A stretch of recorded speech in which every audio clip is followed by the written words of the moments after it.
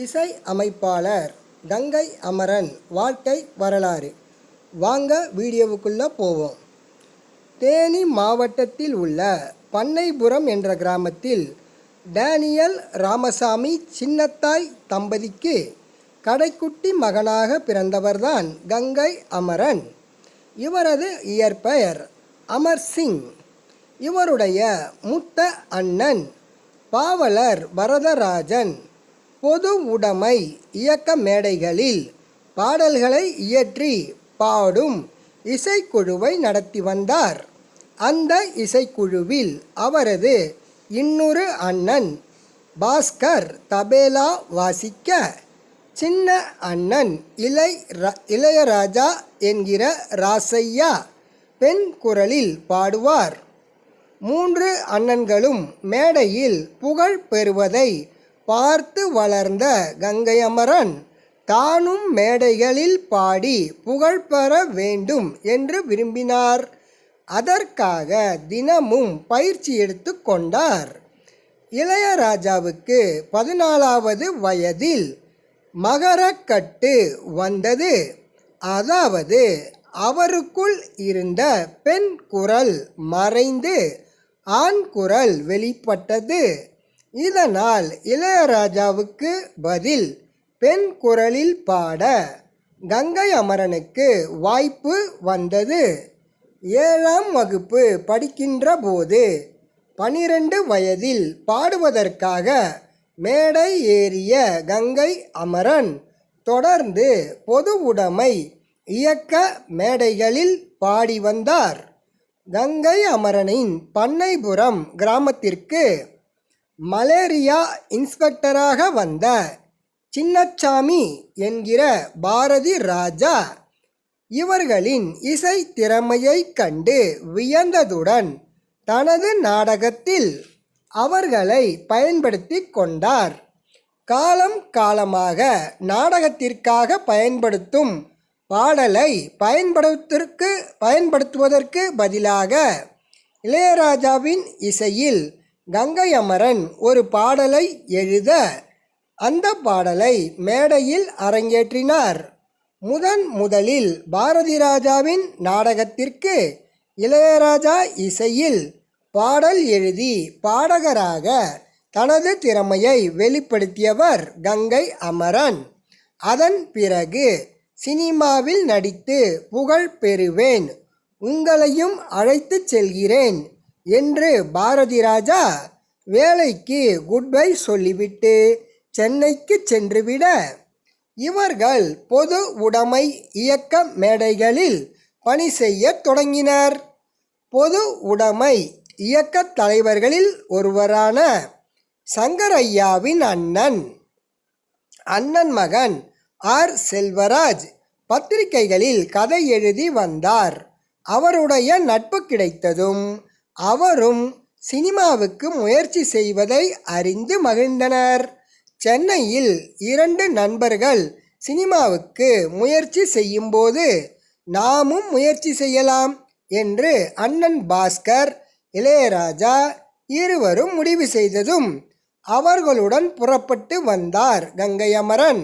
பாரதி ராஜாவை சந்தித்து அவர் மூலமாக சென்னையில் நடைபெறும் நாடக குழுக்களுக்கு இசை அமைக்கும் வாய்ப்பை பெற்ற இளையராஜா சகோதரர்கள் சென்னையில் பிரபலமாக இருந்த தன்ராஜ் மாஸ்டரிடம் இளையராஜா இசையை கற்றுக்கொள்ள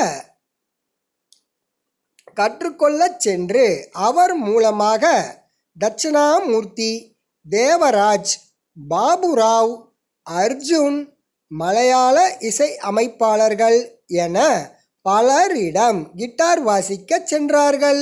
கங்கை அமரனும் கிட்டார் வாசித்தார்.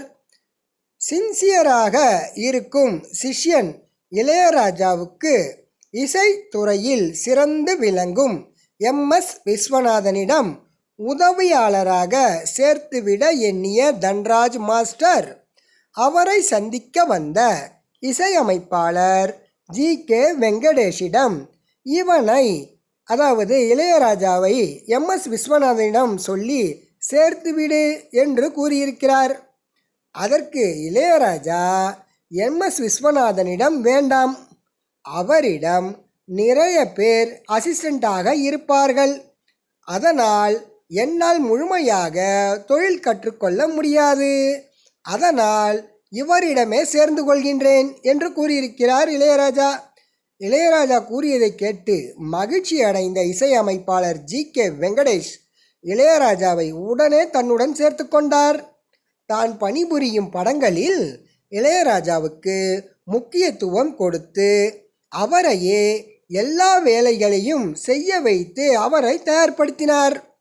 பாடல் எழுத வேண்டும் என்கிற ஆர்வம் காரணமாக ஜி.கே. வெங்கடேஷ் மூலமாக கவிஞர் கண்ணதாசனிடம் லட்சுமி கல்யாணம் என்ற படத்தில் உதவியாளராக சேர்ந்தார் கங்கை அமரன். நடிப்பதற்கு முயற்சி செய்து கொண்டு இருந்த பாரதி ராஜாவிடம் உன் திறமைக்கு முதலில் இயக்குனர் ஆகலாம், அதன் பிறகு நடிப்பது பற்றி யோசிக்கலாம் என்று கூறிய இளையராஜாவின் சகோதரர் பாஸ்கர் அவரை இளையராஜா மூலம் ஜி.கே. வெங்கடேஷிடம் அறிமுகப்படுத்தி அவரின் மூலமாக புட்டண்ணா கனகல் என்பவரிடம் உதவி இயக்குனராக சேர்த்துவிட்டார். புட்டண்ணா கனகல் இயக்கிய இருளும் ஒளியும் என்ற படத்தில் எஸ்.பி. பாலசுப்ரமணியம் பாடல் பாட வந்தபோது அவரிடம் பழக்கம் வைத்து கொண்ட பாரதிராஜா அவரை இளையராஜா சகோதரர்களுடன் அறிமுகப்படுத்தி பாட்டு பாட கச்சேரி நடத்த ஒரு குழு அமைத்து கொடுத்தார். பாவலர் சகோதரர்கள் என்கின்ற பெயரில் படங்களில் பணிபுரிந்து கொண்டே தொடர்ந்து கச்சேரியும் நடத்தினார்கள். அந்த கச்சேரிகளில் கிடார் வாசித்தார் கங்கை அமரன்.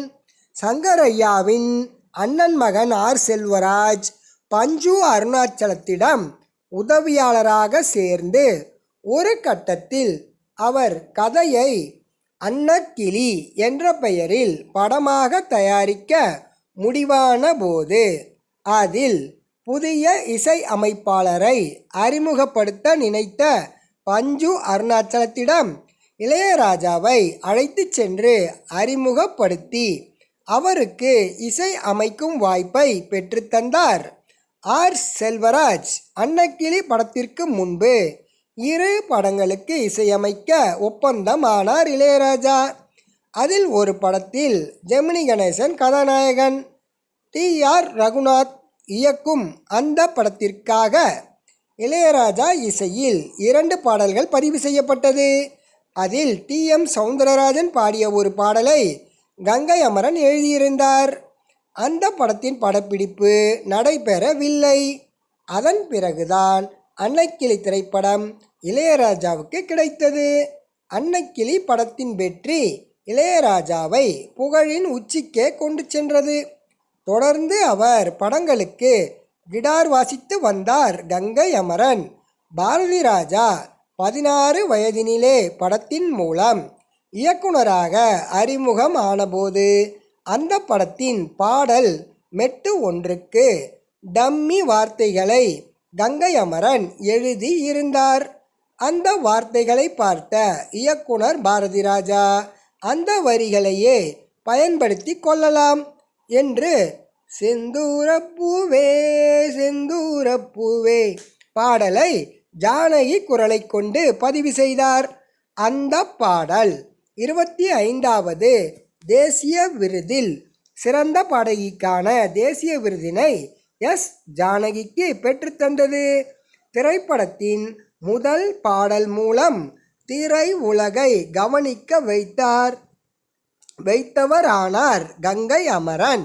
அதன் பிறகு அவள் அப்படித்தான், முள்ளும் மலரும், ரோசாப்பூ, ரவிக்கைக்காரி என பல படங்களுக்கு பாடல்களை எழுதி கொண்டும் அண்ணன் இளையராஜா இசையமைக்கும் படங்களில் கிடார் வாசித்து கொண்டிருந்த கங்கை அமரனுக்கு மலர்களிலே மல்லிகை என்ற படத்திற்கு இசையமைக்கும் வாய்ப்பினை பெற்று தந்தார் மலேசியா வாசுதேவன்.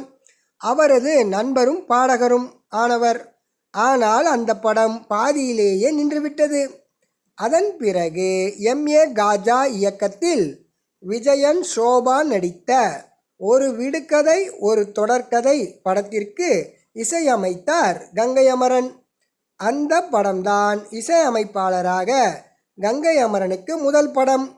அந்த படத்தில் வரும் 2 பாடல்கள் காலங்கள் கடந்த பின்னும் தேனாக இனிக்கும் பாடல்களாக அமைந்தது.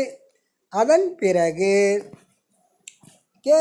பாக்யராஜ் இயக்குனராக அறிமுகமான சுவர் இல்லாத சித்திரங்கள், மௌன கீதங்கள், கமல் நடித்த பாலாஜியின் வாழ்வே மாயம், சட்டம், சிவாஜி நடித்த நீதிபதி, இமைகள் என பல படங்களுக்கு இசையமைத்து வந்த கங்கை அமரன் அவர்களுக்கு பஞ்சு அருணாச்சலத்திடம் இருந்து அழைப்பு வந்தது. கோழி கூவுது என்கின்ற ஒரு படம். அந்த படத்தை நீதான் இயக்கணும் என்றார் பஞ்சு அருணாச்சலம்.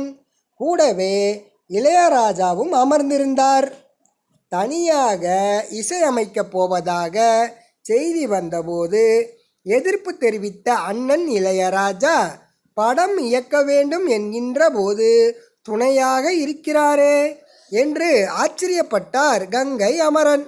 அலைகள் ஓய்வதில்லை படத்திற்கு பிறகு பெரிய அண்ணன் பாஸ்கர் தயாரிப்பில் சின்ன அண்ணன் இளையராஜா இசையில் உருவாகும் படம் என்பதால் உடனே ஒப்புக்கொண்டார் கங்கை அமரன்.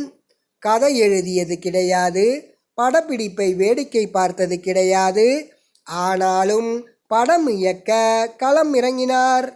அவருக்கு உதவியாக ஒளிப்பதிவாளர் நிவாஸ் இருந்தார். லெஃப்ட் ரைட் லுக்கு கொடுத்து பேச வைப்பது என முதல் 3 காட்சிகள் படமாக்கும் வரை குழப்பம் இருந்துள்ளது. அதன் பிறகு 17 படங்களை இயக்கியிருக்கிறார் கங்கை அமரன். இதில் எங்க ஊரு பாட்டுக்காரன் படத்தின் மூலம் ராமராஜன் நட்சத்திர அந்தஸ்து பெற காரணமாக இருந்தவர். கரகாட்டக்காரன் படம் மூலம் ராமராஜனை உச்சத்துக்கே கொண்டு போனார். பிரபுவுக்கு கோழி கூவுது, கும்பக்கரை தங்கையா, சின்னவர் என வெற்றி படங்களை கொடுத்தவர். கமல் நடிக்க அதி வீர பாண்டியன் என்கிற படத்திற்கு ஒளிப்பதிவாளர் பி.சி. ஸ்ரீராமுடன் இணைந்து லொக்கேஷன் வரை பார்த்து முடித்தவர்.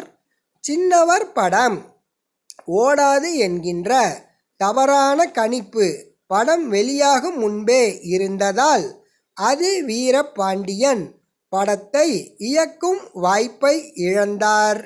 மேலும் மகன்கள் படிப்பதற்காக லண்டனுக்கு சென்றவர் அங்கு சிறிது காலம் இருந்தார்.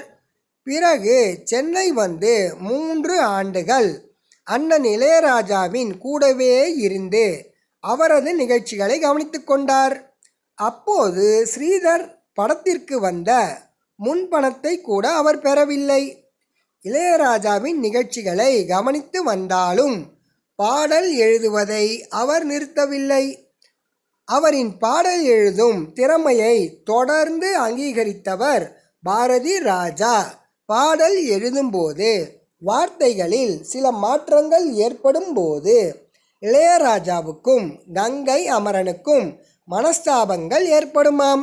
இதனால் சில சமயம் அண்ணனுடன் பேசாமல் இருந்து விடுவார். ஆனால் தனது பக்கம் தவறு என்றால் உடனே மன்னிப்பு கேட்டு விடுவார். இங்கேயும் ஒரு கங்கை திரைப்படத்தில் தெற்கு தெரு மச்சானே நீதானா அந்த குயில் படத்தில் பூஜைக்கேத்த பூவிது, விக்ரம் திரைப்படத்தில் ஏன் ஜோடி மஞ்சக்குருவி என பல படங்களில் பாடல்களை பாடியிருக்கும் கங்கை அமரன் பாரதி ராஜா இயக்கத்தில் பாக்யராஜ் நடித்த புதிய வார்ப்புகள் படத்தில் முதலில் கதாநாயகனாக நடிக்க இருந்தவர் கங்கை அமரன் தானாம். ஏனோ அந்த வாய்ப்பு அவரை விட்டு போய் கடைசியில் பாக்யராஜுக்கு டப்பிங் பேசும் பணியை செய்து அந்த படத்திற்குள் இருந்தார். ஆனாலும் கரகாட்டக்காரன், இதயம், உன்னிடத்தில் என்னை கொடுத்தேன், ஜோடி, உள்ளம் கொள்ளை போகுதே ஆர்யா, சூர்யா போன்ற படங்களில் நடித்து இருக்கிறார். 75 படங்களுக்கு மேல் பாடல்களை எழுதியிருக்கும் கங்கை அமரன் 18 படங்களுக்கு இசையமைத்தும் இருக்கிறார்.